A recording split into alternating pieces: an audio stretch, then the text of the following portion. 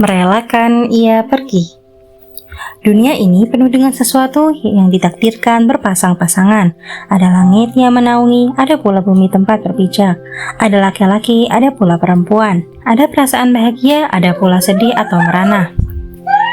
Tak semua jalan adalah lurus, ada juga yang berkelok-kelok. Begitu pula dengan pertemuan, maka suatu saat akan ada perpisahan. Hubungan antara anak dan orang tua pun demikian alurnya. Tatkala anak masih bocah, orang tua senantiasa menghabiskan waktu bersamanya. Namun ketika ia dewasa, anak akan memulai kehidupannya sendiri dan orang tua harus rela ditinggalkan. Tak sedikit orang tua mendidik anak secara protektif. Harus begini, tidak boleh begitu. Jangan main hujan, nanti sakit. Jangan main panas, nanti kena demam. Sebagian lagi ada yang cenderung terlalu memanjakan anak. Anak mau apa, orang tua tinggal bilang iya. Ada pula tipe orang tua yang mengambil alih semua keputusan penting anaknya, tanpa memikirkan bahwa kelak ia akan dewasa dan memilih hal yang berbeda dengan apa yang diputuskan orang tuanya. Anak harus sekolah di jurusan seperti jurusan ayahnya dulu. Anak harus nikah dengan siapapun diputuskan orang tuanya. Beberapa psikolog menemukan fakta bahwa orang tua dengan pola mendidik seperti tadi akan sulit menerima kenyataan jika anaknya pergi jauh atau meninggalkan orang tuanya. Mereka akan merasa dikhianati, dilukai, dan ditinggalkan. Mereka tidak siap menghadapi perpisahan. Mereka tidak sabaran jika anak pergi ke suatu tempat yang memakan jarak dan waktu yang lama. Pernahkah kita sejenak membaca kisah tentang Ibu Musa? Ibu Musa, hamil di waktu Fir'aun sebagai penguasa, tiba-tiba menyebar teror kepada setiap keluarga. Fir'aun yang paranoid akan ramalan tentang seorang anak laki-laki yang akan menghancurkan kekuasaannya, mendorongnya untuk memerintahkan semua anak laki-laki diburu lalu dibunuh tanpa ampun. Ibu-ibu hamil diawasi dengan ketat. Bagi ibu yang melahirkan bayi laki-laki, maka tentara Fir'aun tanpa ragu langsung membunuh bayi tersebut hidup-hidup. Membayangkan kematian anak sendiri yang dikandung susah payah dan dinanti-nantikan keberadaannya sungguh merupakan sebuah ancaman psikologis yang akan membuat siapa saja terjerumus pada kesedihan dan ketakutan luar biasa. Demikian pula yang dialami Ibunda Musa. Jika bukan karena keimanannya kepada Allah, maka tentu ia akan memilih mati saja sebelum bayinya lahir daripada melihat bayinya dibunuh hidup-hidup. Al-Quran menggambarkan kisah Ibu Musa di antaranya pada ayat 7 surat Al-Qasas dan ayat 38-39 surat Toha. Dalam dua ayat tersebut, dikisahkan pula bagaimana cara Allah memberikan perlindungannya kepada Ibu Musa dan bayinya. Dan kami ilhamkan kepada Ibu Musa, susuilah dia dan apabila kamu khawatir terhadapnya, maka lemparkanlah dia ke sungai Nil. Dan janganlah kamu khawatir dan janganlah pula bersedih hati, karena sesungguhnya kami akan mengembalikannya kepadamu dan menjadikannya salah seorang dari para rasul. Yaitu ketika kami mengilhamkan kepada ibumu suatu yang diilhamkan, yaitu letakkanlah ia Musa di dalam peti, kemudian lemparkanlah ia ke sungai Nil. Maka pasti sungai itu membawanya ke tepi supaya diambil oleh Fir'aun musuhku dan musuhnya, Musa. Dan aku telah melimpahkan kepadamu, Musa, kasih sayang yang datang daripadaku dan supaya kamu diasuh di bawah pengawasanku. Pada kedua ayat tersebut, Al-Quran menggunakan kata al-yam yang sebenarnya secara tekstual berarti samudra. Namun, di sini menunjuk makna sungai yaitu sungai Nil. Menurut Quraisy Shihab, penggunaan kata ini mengisyaratkan betapa luas dan besarnya sungai tempat Musa dialirkan dan alangkah deras dan panjangnya arus sungai tersebut. Faktanya, sungai Nil memang merupakan sungai terpanjang di dunia yang melewati lebih dari 6 negara. Di sisi lain, pemilihan makna kalimat lemparkan ia ke sungai pada kedua ayat tersebut juga mengandung makna yang sangat dalam. Kalimat tersebut menunjukkan bahwa perbuatan ini membutuhkan kekuatan yang cukup besar dan keberanian untuk melakukannya.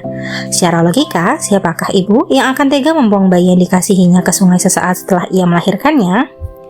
Mutawalli Sya'rawi menjelaskan dengan cemerlang perbedaan perintah Allah pada ayat 7 surat Al-Qasas dengan ayat 38 surat Toha. Pada ayat pertama, bentuk perintah kepada Ibu Musa lebih condong sebagai nasihat yang menenangkan. Seakan-akan di ayat ini, Ibu Musa diminta untuk menyiapkan hati dan jiwanya akan ujian besar yang akan dihadapinya nanti.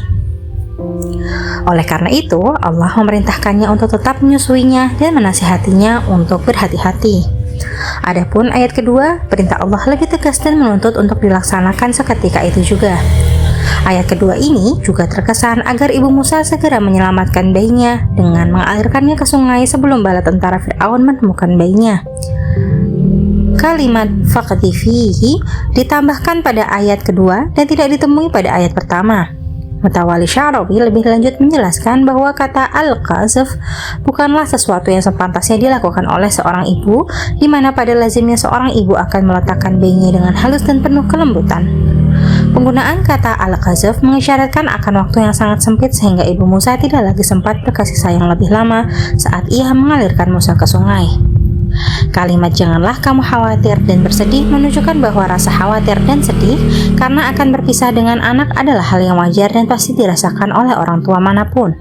Bahkan pada ayat 10 surat Al-Qasas digambarkan perasaan ibu Musa yang mendadak sangat kehilangan dan senantiasa memikirkan nasib bayinya yang sangat mungil itu setelah ia dilempar ke sungai. Dan menjadi kosonglah hati ibu Musa. Sesungguhnya hampir saja ia menyatakan rahasia tentang Musa seandainya tidak kami teguhkan hatinya, supaya ia termasuk orang-orang yang percaya kepada janji Allah. Di saat inilah keimanan ibu Musa diuji oleh Allah. Apakah ia memilih percaya sepenuhnya kepada Allah dengan membuang bayinya ke sungai, atau merelakan naluri protektif dan emosionalnya menguasainya sehingga mengabaikan apa yang diilhamkan Allah padanya. Terkadang dalam kehidupan nyata, kekhawatiran yang berlebihan akan masa depan anak membuat orang tua mengekang anaknya sehingga potensi anak susah berkembang. Demikian pula, perasaan sedih yang mendalam karena tidak kuasa melepaskan anak untuk berjauhan, membuat beberapa ibu terlalu memanjakan anaknya yang justru membinasakan karakter anak pelan-pelan. Jangankan merantau misalnya, berangkat ke acara perkemahan sekolah pun, terkadang seorang anak harus merasa risih karena ibunya bersikeras ikut menemaninya. Rela melepaskan anak bukanlah sikap yang kejam, bukan berarti tidak melindunginya. Dalam kisah ibu Musa, ketegaran dan kekuatan imannya kepada Allah pada akhirnya berbuah manis. Bukan hanya nyawa anaknya terselamatkan, tetapi juga karena kelak Musa menjadi rasul sekaligus sosok penyelamat di tengah kebejatan penguasa kaumnya ketika itu. Di zaman dahulu, para ulama sangat masyhur akan kisah perjalanan mereka menuntut ilmu dan merantau ke negeri-negeri yang jauh. Para ulama tersebut memiliki orang tua yang tegar dan sabar sehingga rela melepaskan anak-anak mereka sejak dini untuk merantau.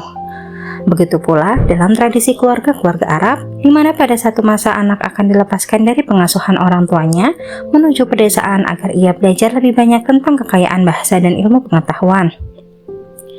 Mayoritas keluarga keturunan kiai besar di Jawa juga melakukan kebiasaan yang sama, yaitu mendorong anaknya untuk nyantri ke beberapa tempat untuk menyiapkan anaknya kelak mengurus pesantrennya sendiri. Banyak hikmah yang dapat dipetik oleh para orang tua pada sikap ibu Musa. Salah satunya adalah bagaimana menguatkan hati dan berbesar jiwa ketika harus berpisah dengan anak. Bagaimanapun juga sebagai orang tua, kita harus menyadari bahwa ada saatnya di mana anak akan memilih sendiri kehidupannya. Ia akan mewujudkan impian dan rencana-rencananya dan memiliki keluarga lain yang menjadi tanggung jawabnya. Justru dengan berpisah, anak akan mampu membuktikan kemandiriannya dan hasil pendidikan keluarganya ketika ia meninggalkan rumahnya. Saat anak berangkat menuju ke perantauan, maka orang tua hendaklah mempercayakan nasib anak kepada Allah. Janganlah orang tua menunjukkan sikap berat hati tidak tega atau tidak sabaran saat anak bersiap untuk berpisah, karena hal ini justru akan menggoyahkan tekad anak dan membuatnya susah fokus di tempatnya yang baru.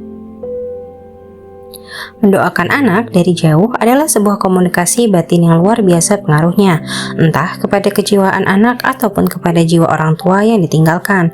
Bagaimanapun kerasnya kehidupan dan bagaimanapun kecilnya anak di mata orang tua, namun jika kita bertawakal kepada Allah serta mempercayakan pelindungannya, maka anak akan sukses di rantauan. Motivasi dari Imam Syafi'i berikut dapat menjadi motivasi bagi orang tua untuk menyiapkan anaknya berangkat menuntut ilmu atau merantau ke tempat yang jauh.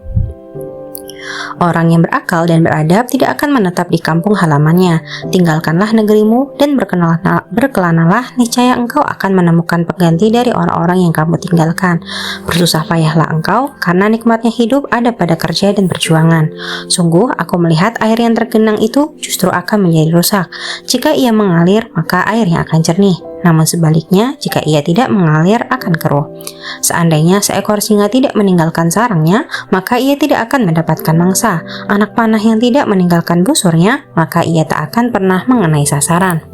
Matahari jika hanya berdiam di ufuk, maka seluruh manusia akan bosan memandangnya. Biji emas tidak ada bedanya dengan debu jika ia masih terpendam dalam perut bumi. Begitupun dengan kayu gaharu, tak ubahnya kayu biasa jika ia hanya dibiarkan di tengah hutan. Jika gaharu itu keluar dari hutan, niscaya ia akan menjadi parfum yang bernilai. Jika biji emas memisahkan diri dari tanah, maka ia menjelma menjadi emas.